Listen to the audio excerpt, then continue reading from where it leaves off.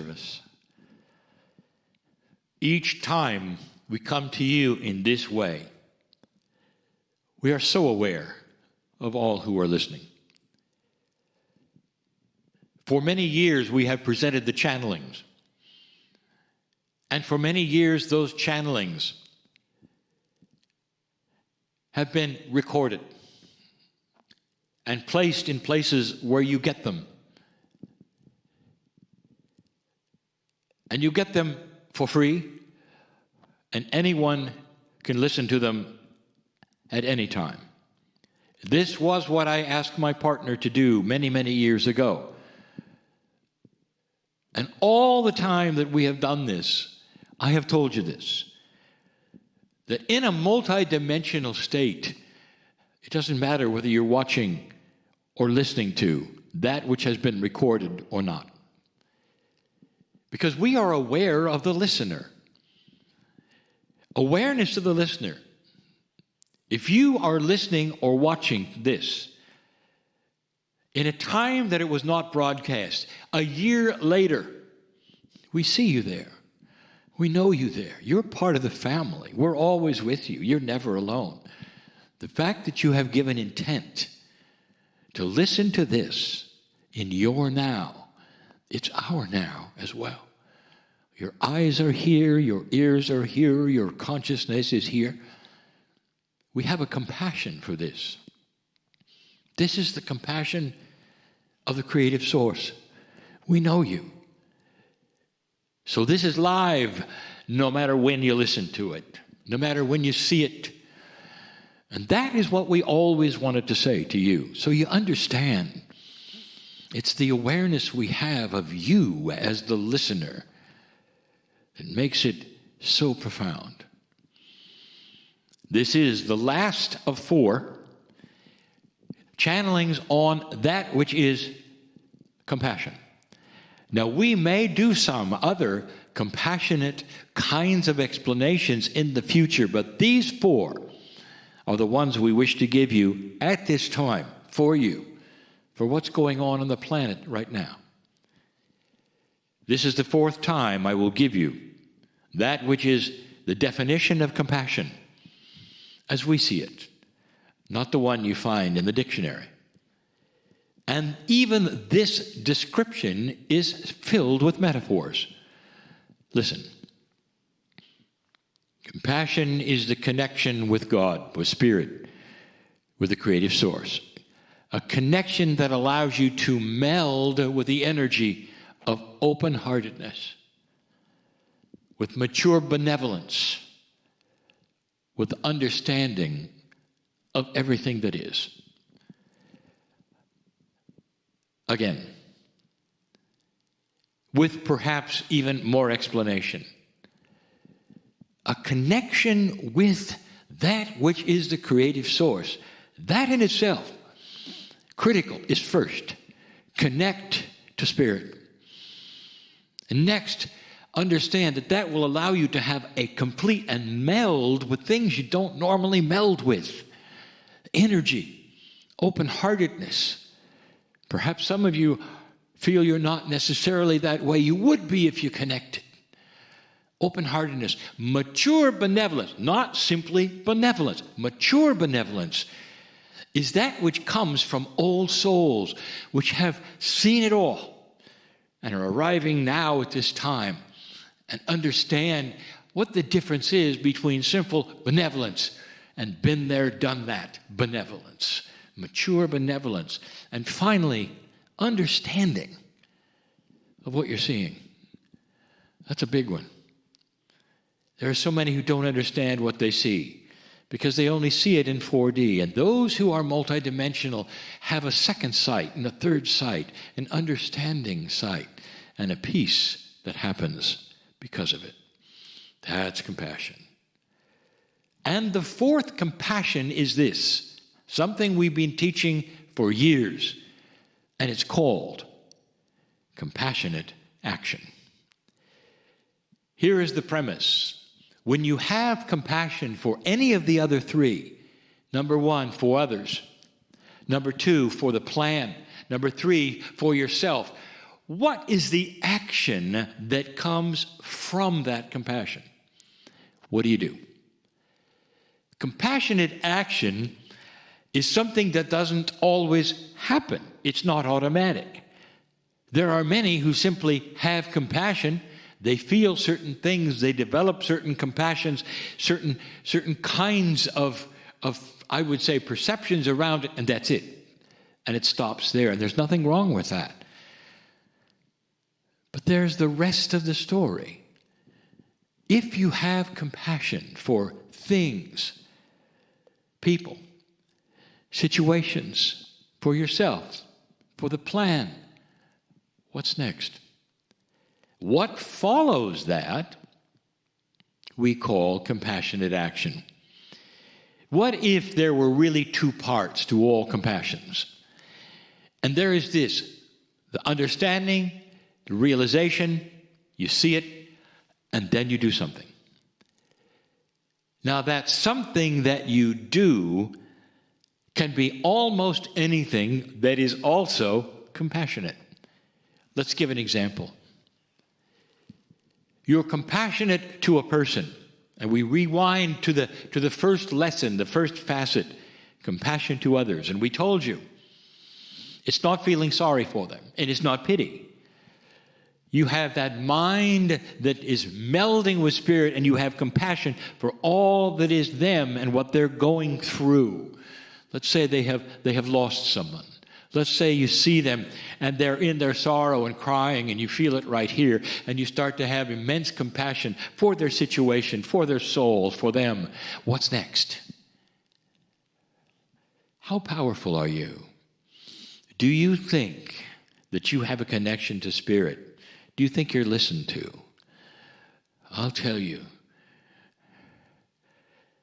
there are millions of us who are listening to you all of the time. When you pray to God, what have you been told that is? In the very linear 4D way. You have no idea.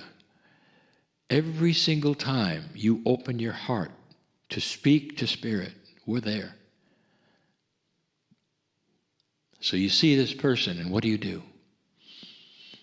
What if you were put your hand on your heart, dear Spirit, give this person peace and strength.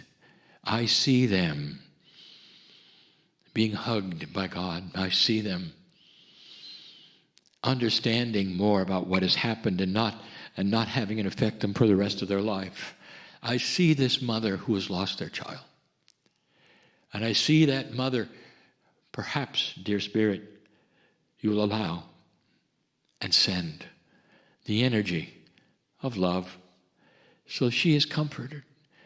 Nothing can eliminate that which has happened, but her reaction to it for the rest of her life can be mature benevolence, where she sees it and it doesn't control her or make her cry every time she thinks about it, but instead, dear Spirit, let her feel loved and understand. And so your reaction then and your compassionate action is instantly to say a prayer. To say, dear Spirit, give her love, send her love, so she can feel it. And maybe it goes further. Dear Spirit, let this person find light in places that person doesn't expect. You might see that there is an individual who hasn't lost anyone, but is always, always sorrowful. It happens. Always perhaps depressed. It happens. A person that can't really see light anywhere, and you have compassion for them because every time you're with them, you think, I wish so much that they could improve. I wish for them, and I wish you can do more than that. Compassionate action is you going into that which you do so well, a connection with spirit to help them balance. Dear Spirit, let them find that which I found. Put something in their path that they can't miss, like you did with me. Let them find it in their own time, with their own choices. But put things there so they can find peace where they don't have peace now. so they could understand that they don't have to worry all the time. Some of you have had these things put in your path. My partner has a name for it. It says, made you look. With free choice, you make the decision that says, what if there's more than I was told? What if all of these things, this strange idea of channeling, the strange ideas that Spirit has a magnificent plan, all these, what if this had substance? Substance past what you were ever told by any spiritual leader on the planet. What if it goes further than that? What if you are magnificent? Then you say, oh, and it brings you here. And you start studying the things that will lengthen your life and heal your body. And then you turn and you see someone who hasn't got a clue. And you say, oh, if they only knew. If they only knew. And you'd have compassion. And now you start the prayer. Or the visualization, if you visualize, even the feeling. Dear Creative Source, I know you love this soul. Put something in their path to make them look. With free choice, if they will or not, and if they don't look the first time, do it again and again, so maybe they can see light and find the comfort that they could have, like you did with me. Like you did with me. Compassionate action. What if there is an action every time you feel compassion? When you feel compassion for the plan, which we told you about before, part of the 4, what would be the compassionate action? How about this? You drop into your heart. You say, Dear Spirit, thank you for all you put us through to bring us to this point where we're starting to climb that ladder by ourselves of enlightenment, starting to clean up our planet, our societies, our culture, very, very slowly, so that there will be no more war. So that we'll start to understand each other and how to work with each other better. Thank you for that. Could it be that compassionate action is thanks? Yes. Every single one of you can figure out what would be the action you would take that would be most compassionate after you have the compassion. Yes, this is advanced. And that's why we presented it to you last. I hope you've understood these 4 areas, and if you have not, you can always listen to them again. These channelings on the Healing Wednesdays, the channelings will also be available for all to hear, not sequestered only to the membership. But you're hearing them first, and you're hearing them now and in your real time. As I said, we know who's here. I'm Kryon in love with humanity. And so it is.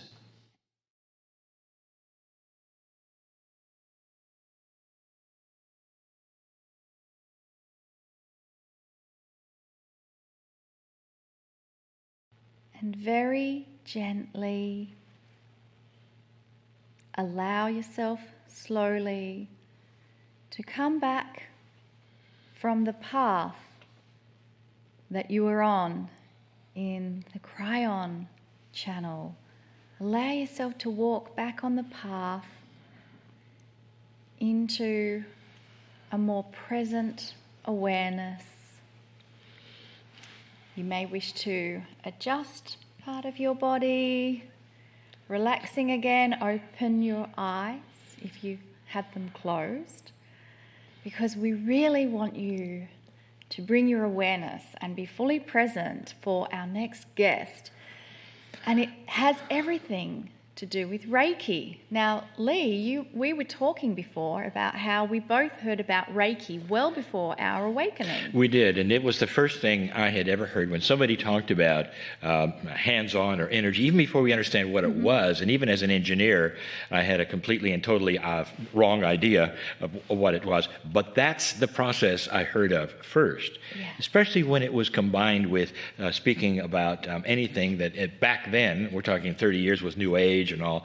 And now we realize it's a profound spiritual work. And we have a really special guest whose name is Franz Steine. And Franz, are you there? I am. Hi. Hey. Hi. Well, welcome. And Franz is coming to us from the Netherlands, actually. So don't you love technology? I love technology. And every time I'm thinking about how clear he looks and how well we can hear him, I go, hopefully. Oh, yeah, no, it's a great job.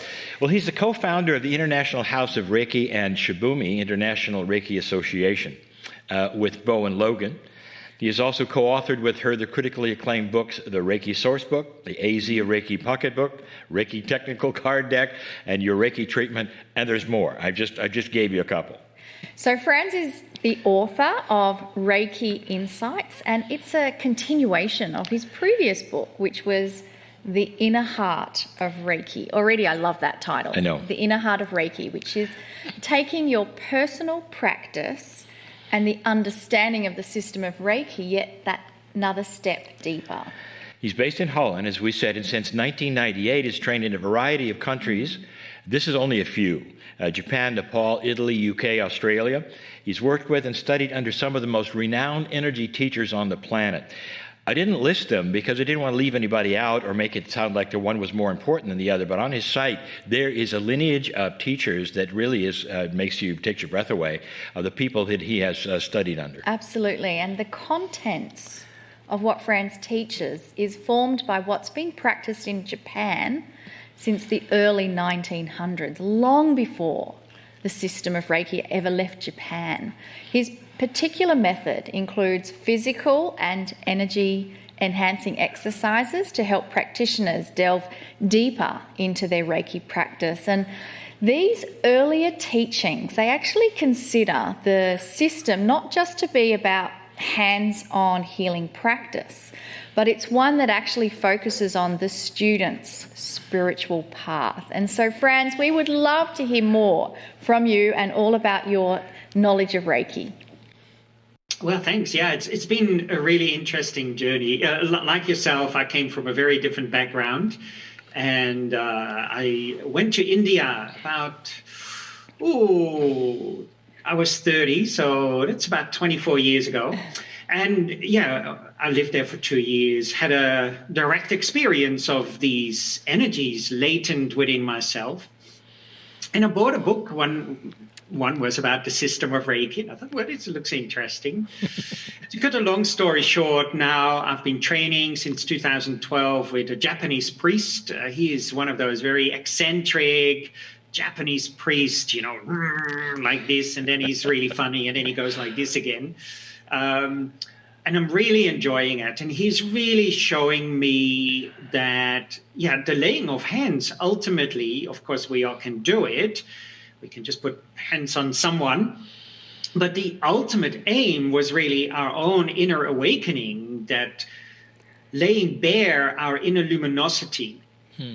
And that, for me, when I first studied the system of Reiki, was not really taught. It was just really about hands-on healing. You get like an attunement and hop, off you go, and you put your hands on someone. And what was really interesting, at that time I was living in India, and I met a Tibetan tulku. A tulku is a reincarnated lama. Mm-hmm. And he said, so what is Reiki? I heard you do Reiki. And I said, oh, yeah, it's the laying on of hands. And he goes, oh, like this. And he puts his hands towards me. And the love, the compassion, the openness, the energy, the light, the awakening I could feel from this